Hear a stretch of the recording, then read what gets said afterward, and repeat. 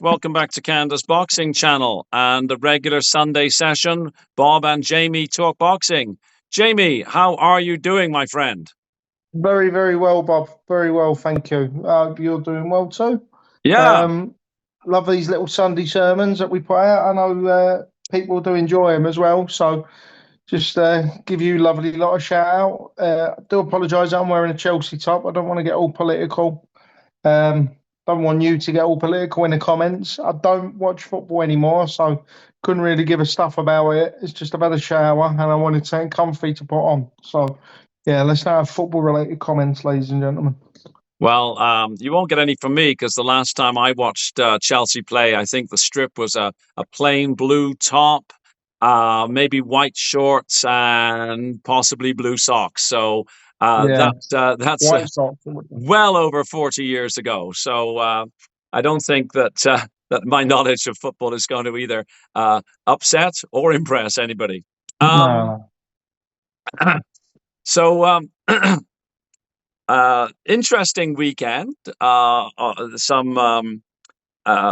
see, Schofield destroyed Farmer in the first round. Farmer was down twice. That was a surprise, and once Yeah. again, it made my bookie very happy that I had thought that Farmer might do a bit better. But I think that I'm one of my bookies' main sources of income. To be honest with you, my pensioners' bets.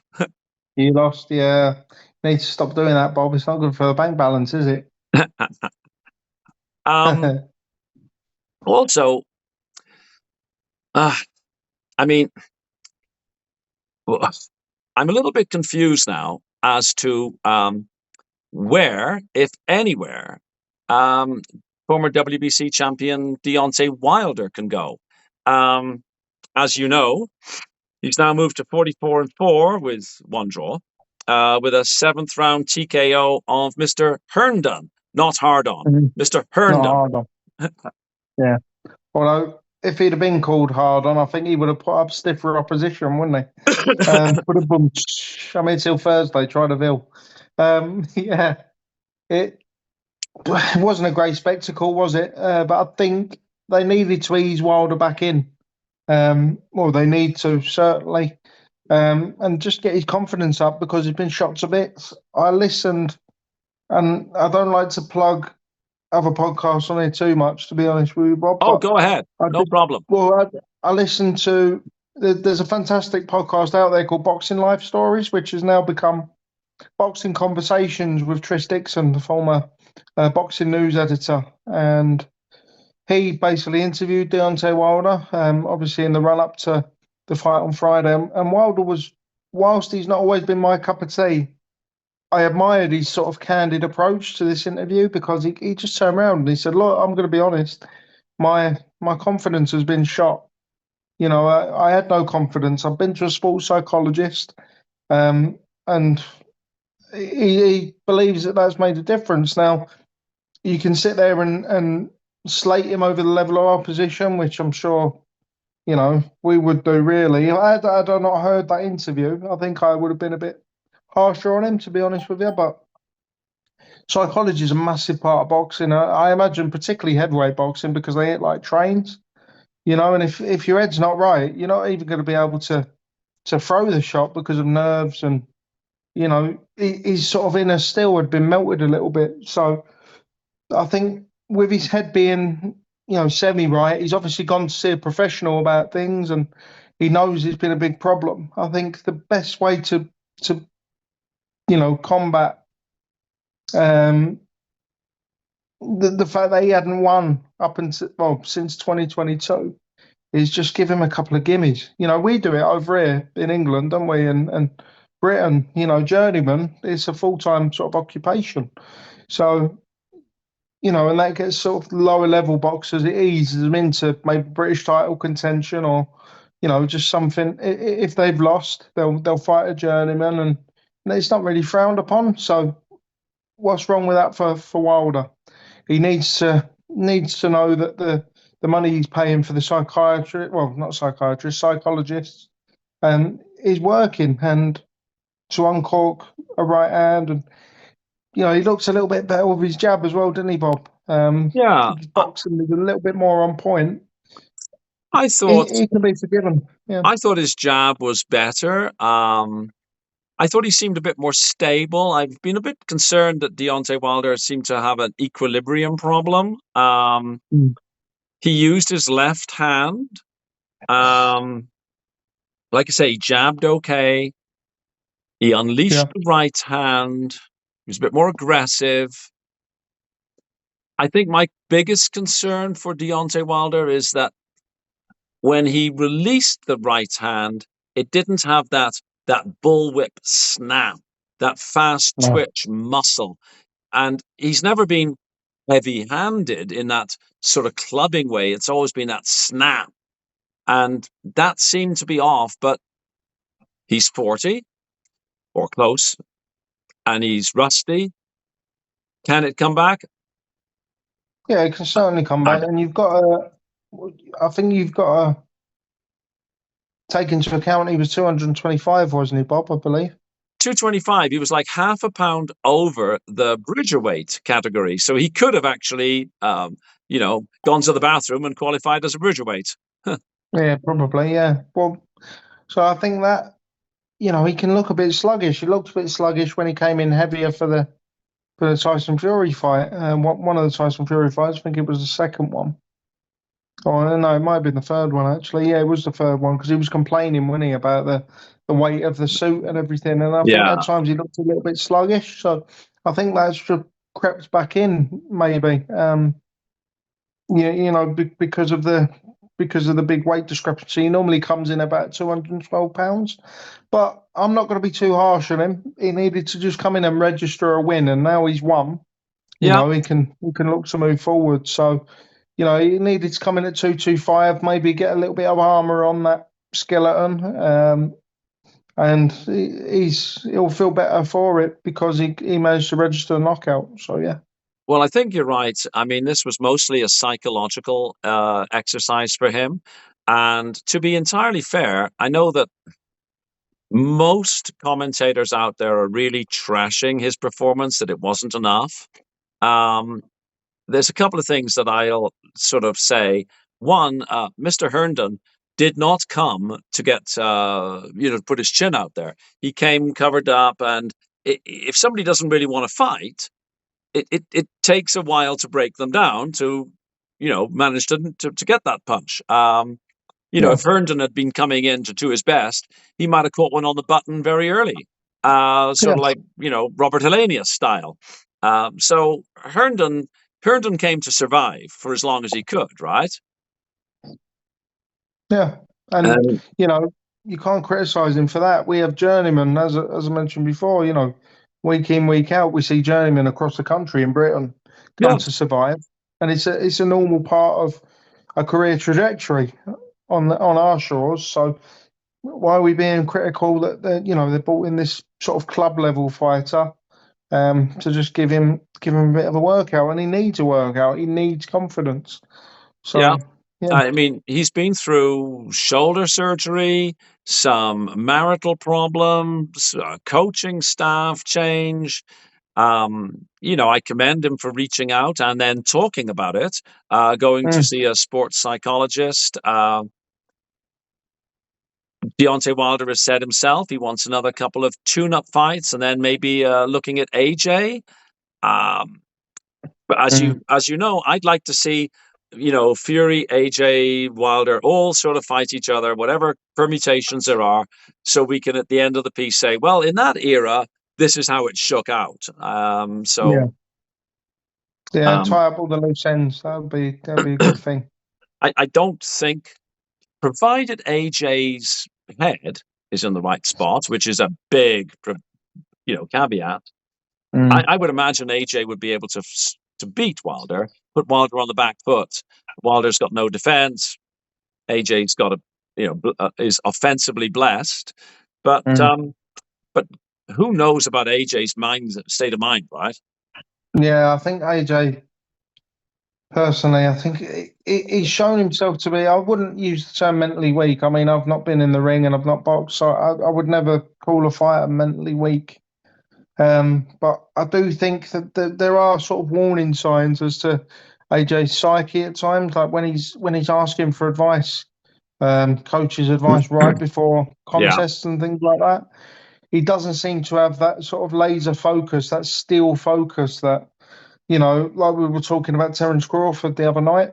And it's one of the reasons why I believe that Terence Crawford can pull it off against Canelo is because he's just laser focused. There's nobody going to be telling him, what he should be doing on fight night just before he's going in. Like he'd already have the plan and he'll already have fought the fight 1,000 times in his head and have the same sort of outcome. So I think with Joshua, that those, I wouldn't say mental weaknesses, but the lapse in maybe the ability to just, do the training, close the book, and not worry about it, because he's prepared and all his preparations complete. I think that will cause him to struggle against Wilder because, like, he's always going to be thinking, what if Yeah. he detonates the right hand? Look at what happened with Dubois, Yeah. and Dubois can punch. Dubois Yeah. can punch.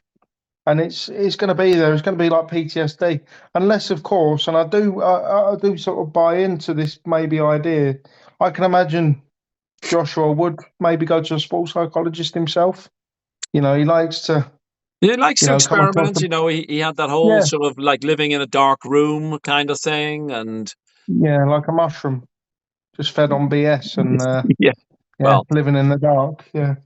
So mushrooms are farmed in greenhouses. And you could say that AJ was also manufactured he or was, he grown. was. I was just about to say them. Welcome to Gardener's World with Robert. I'm not Yeah. going to say your surname, but yeah, But yeah, I think you could say that both AJ and Wilder are gifted athletes, you know, yeah. probably great athletes. Um, Maybe not natural fighters. Whereas No, they're not. Oh, you, yeah, I've always, you yeah, look at Terence Crawford, who's clearly a great athlete as well, but there's a steel, there's a very hard fighter inside that great yeah, athlete. definitely. Yeah, Still focused, yeah, you know. it is noticeable. Well, I mean, I hope Wilder does something. I found him exciting. I think he's the guy who's made the absolute best of whatever God-given talents he had. Um, and it seems two more tune-ups does not sound unreasonable. And then cash out a payday. I think why not, right? Yeah, I don't have a problem with that. I don't hold out a lot of hope for him against a current crop, but you know, um, yeah, now somebody who I was also hopeful might do a bit better, but maybe Hollywood, not the boxing ring, and go on. notwithstanding a first round TKO, the Canadian giant from Russia um, now moves to 20 wins, 2 losses, and that's Arslanbek Makhmudov. Um, 36 years Yeah, old. What do you yeah. think? Hollywood Bond What? movies or boxing? Well, I'll revert to Cockney rhyming slang, Bob. I know we've sort of discussed this briefly, but I'll revert to Cockney rhyming slang. I think Makhmudov's pony, mate. He's pony and trap. Bony and Trap. Make of that, Trap. Right. yeah. Make of that what you will. Yeah, but and you know, I'll make a joke here, but I did sort of think at times I thought, hang on a minute, am I watching? Am I in Amsterdam here? I didn't think I was at a boxing match because there was that much windmilling. Do you know what I mean? I saw that many windmills. I thought, yeah, I'm in the middle of Amsterdam here. I'm not in the middle of watching a boxing match. No, he was terrible. And to be honest, I could never before Agit Kabayel fought him. I never really saw what the fuss was about. He just had that sort of Well, Carnera syndrome, I think. Oh, like he's big and he's mean. He's going to be heavyweight champion of the world, like Primo Carnera in the 30s. You know. Yeah, I think what people saw in him was, he's 6'5" or maybe 6'6". He's 260 something. He Mm, looks absolutely terrifying, and he's very heavy-handed. I mean, he doesn't yeah. necessarily rely upon fast twitch. Um, so there was a lot of sort of, excitement. But then, There's no finesse though, Bob, is there? He just well, this is it. yeah. He did have an amateur career, but yeah, he seems to be unrefined. He's I watched a video this afternoon in preparation for our chat. I do apologise, keep itching my eye. Got a really itchy eye. So no, I watched a video in preparation for our chat of him wrestling a bear. So I mean, he's mean as they come, obviously. And the bear wasn't obviously the bear didn't seem to be very angry, but yeah, A, he was a, wrestling a bear, so a he can tame, handle himself. a tame But bear. yeah, I think Yeah, yeah. yeah. So, but I I do sort of think he's probably more suited to maybe a reenactment of Jaws out of James Bond than being in a boxing ring because I just don't think he hasn't got the finesse, you know. I must And I must send you a yeah, video, a CBC video about a guy who made a bear suit in Canada to go and associate with grizzly bears. But don't try this at home. Grizzly bears don't care what kind of suit you make. well, Just sort of, certainly not. giving away the cheese there. But Makhmudov, there's a WWE slot for a guy like that. There has to be. Yeah. Looks the part, athletic, clearly a striker. There's a WWE or a Hollywood role for that guy. Maybe not a boxing role. I'll agree with you on that. Or and this will lead you into no doubt your next point, maybe an appointment with a certain Mister Jake Paul. Oh God, no. Oh my goodness, that man. Yeah, Um, that man. yes, it's tempting to simply not talk about Jake Paul. And I'm sure lots of people Uh, watching would prefer that you never mention Jake Paul. Um, but for the fact that Jake Paul he's obviously got this amazing ability to make money. Um, yeah. he's done a lot for female boxing. I think that we could accept that. And he's putting on these promotions that he's sort of forcing himself into the conversation.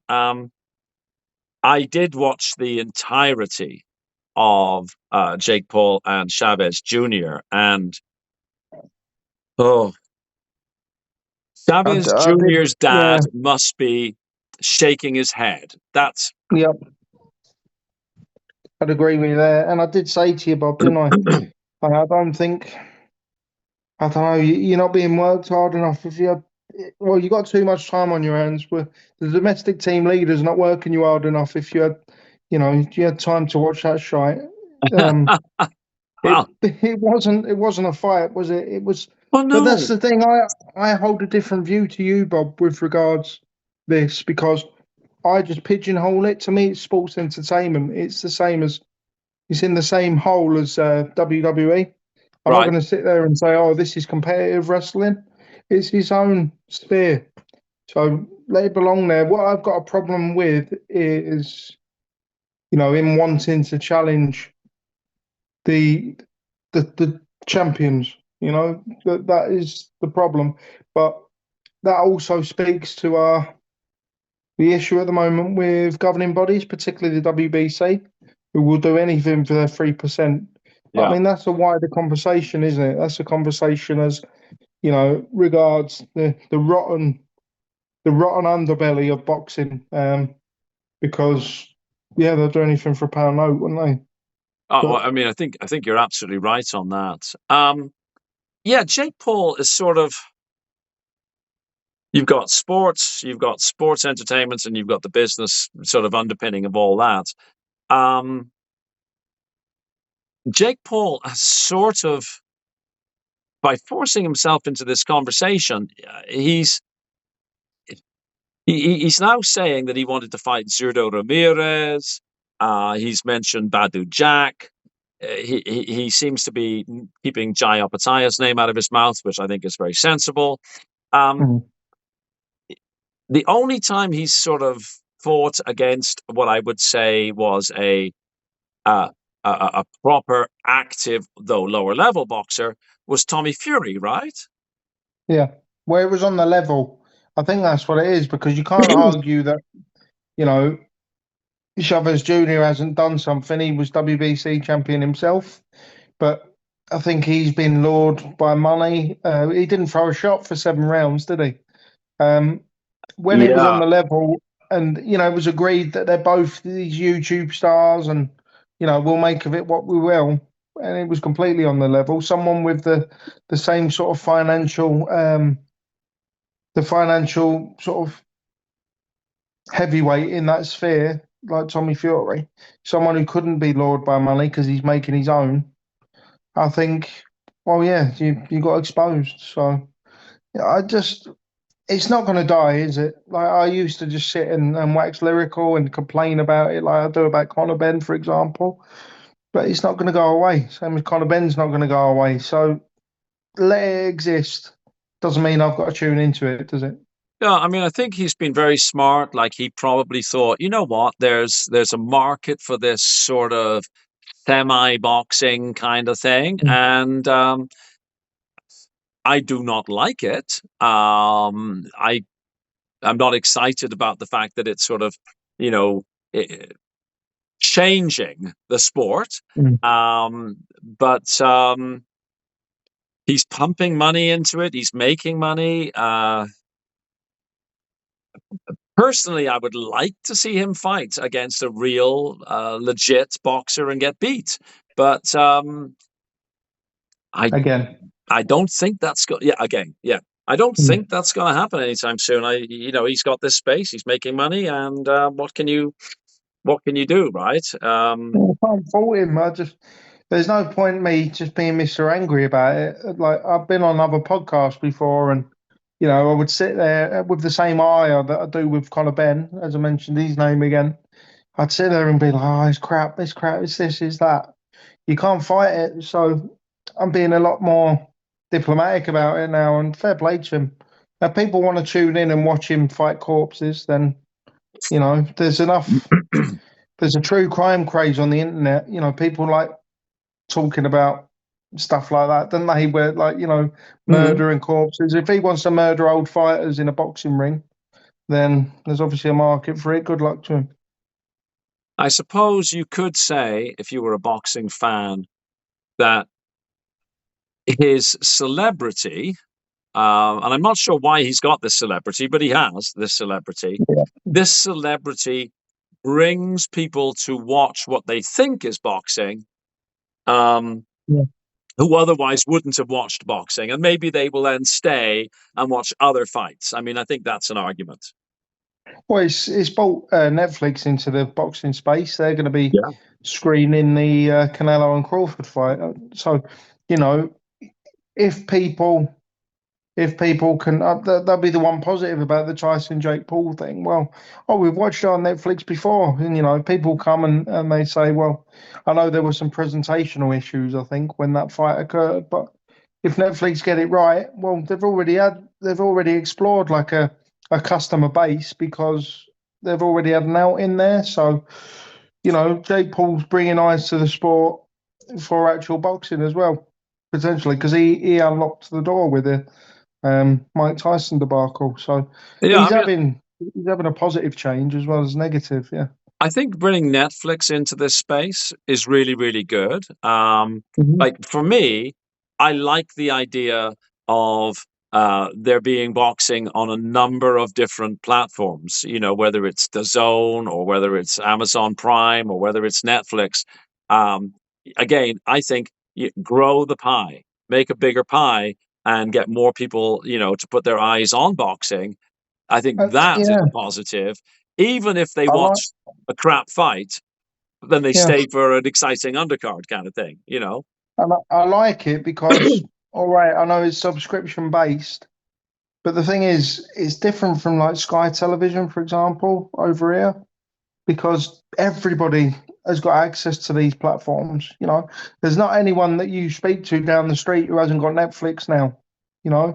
Sky TV and cable and Sky Television and see.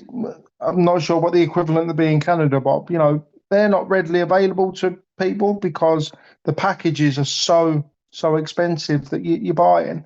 Netflix, it's expensive to some, but you pay 10.99 over here, and you plugged into the mainstream. So them entering the sphere is like having you said CBC over in Canada, didn't you? It's like having boxing back on ITV in Britain. Yeah. Yeah. It's as readily available as it was then because I don't watch terrestrial TV anymore. I very, very rarely, maybe once a year, but I'm always watching things on Netflix, Prime, so it's only a good thing. Same here. We haven't had cable since 2012. So like well over 10 years, we haven't had cable. Yeah. Because again, like you say, in order to get the channels you want, you've got to get a whole bunch of channels you don't want. So next thing you know, you're paying a couple of $100 a month for like 500, Exactly. 500 channels, and the only ones you're interested in are three. It's like exactly. And then I know it's a whole new conversation. It's probably something we could touch on as a five. In part brings the whole new conversation about they're moaning about illegal streaming. Okay, then we'll change the landscape a little bit, make it more affordable for people, and then It's funny because there is so much more boxing available now through these devices and stuff like that. Like when I was growing up, a fight would take place. You'd read about it in the paper tomorrow, or maybe it would be delayed and shown a few days later on TV, or you had to go to a movie theater to watch it. And now, you can pull up great historical fights on your phone. I mean, that used to be something that people would, there'd be almost a black market underground in old 8mm films. Yeah. Someone Videos in the back of the Boxing Monthly, the Boxing News. Right? People, Yeah. You'd have people, merchants, wouldn't you? Basically. Yeah. And, like it was for older fights, particularly pre-VHS, you rely upon people who'd seen people, who'd talked to people, who read a story, and that's how you would know, right? It was it was something. But now we have we have endless amounts of choice and endless amounts of YouTube people talking about it. So that is good. If for us to be able to get our boxing fix. And now we can complain about Jake Paul putting on a poor performance. Yeah, we can watch it as well if we so wish. I mean, I wasn't as sad as you, Bob. Like, I'm disappointed in you that you wasted your own time there, to be honest. It required more than one cup of coffee, and it required me doing a lot of this. Like, oh no. Yeah, like what's going on? I mean, it just looked like a little bit of a move around.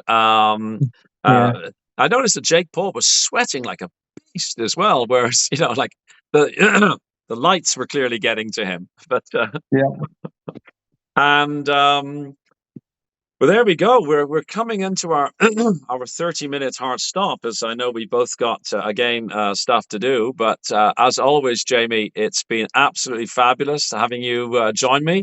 30 minutes on your Sunday evening, my Sunday morning. As always, I really appreciate you joining and giving of your time. Yeah. I'd just like to say to everyone as well, we get a lot of positive comments, don't we, every Sunday? Keep them coming. And thank you. Yeah, the comments are awesome. It's one of the things I love to look through is everyone's comments, and please keep them coming. So from me and from Jamie, thank you very much. Please like, please share, please subscribe. And that's all from me. And that's all from him. All right. See you in a bit. Thank Cheers. you. Cheers, guys. Everyone. Thanks, everybody, for watching. Bye-bye.